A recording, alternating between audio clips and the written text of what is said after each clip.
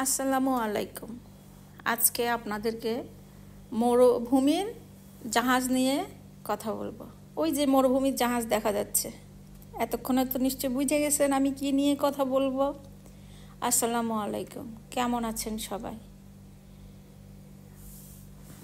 আল্লাহর রহমতে সবাই ভালো আছেন, আমরাও আল্লাহর রহমতে অনেক ভালো আছি।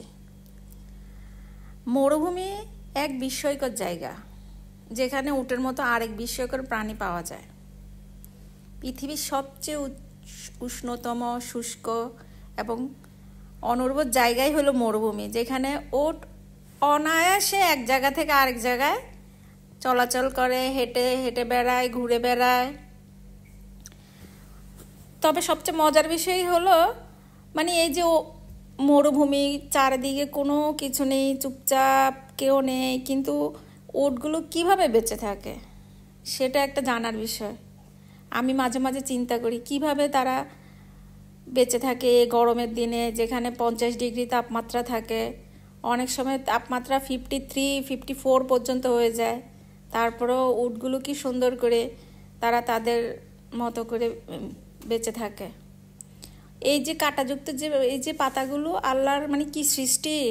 এইগুলোর মধ্যে পানি থাকে। এই যে হাতের মধ্যে যে এইগুলো দেখা যাচ্ছে পাতাগুলো, এটার মধ্যে পানি সঞ্চিত থাকে। দু হাত দিয়ে চাপ দিলে পানি বের হয়, টসটসা পানি। আল্লাহ রিজিকের ব্যবস্থা কিভাবে করে দিল! এই সবুজ পাতার মধ্যে পানি থাকে, ওট সেগুলিই খেয়ে থাকে।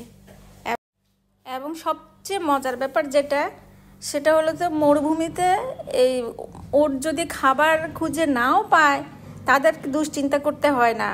কারণ তারা পানি ছাড়া 1 সপ্তাহ বেশি সময় তারা বেঁচে থাকতে পারে, তারপরে খাবার ছাড়া কয়েক মাস বেঁচে থাকতে পারে। এটা আল্লাহর সৃষ্টি, আল্লাহ উটকে ওইভাবেই তৈরি করছে। এটা চিন্তা করলেই আমার কাছে অদ্ভুত লাগে, অদ্ভুত ক্ষমতা উটের।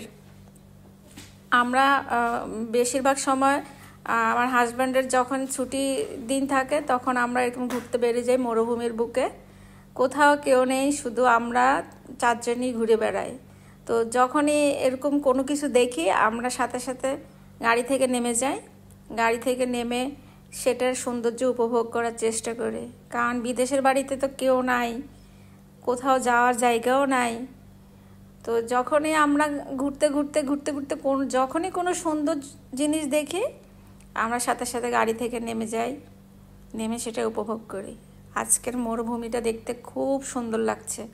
এই যে পাতাগুলো কি সুন্দর কালার!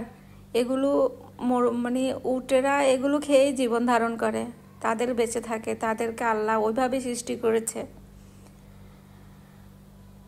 মরুভূমি নিয়ে চিন্তা করলে অনেক অবাক হয়ে যায়। কিভাবে পানি নাই, কিছু নাই, তারপরেও তারা কিভাবে বেঁচে আছে, কত সুন্দর করে আল্লাহ তাদেরকে বাঁচিয়ে রাখছে। অসাধারণ। আজকে আর বেশি কিছু বলবো না, ভুল ত্রুটি হলে ক্ষমা করবেন। নতুন ভিডিও নিয়ে আবার হাজির হয়ে যাব। আল্লাহ হাফেজ।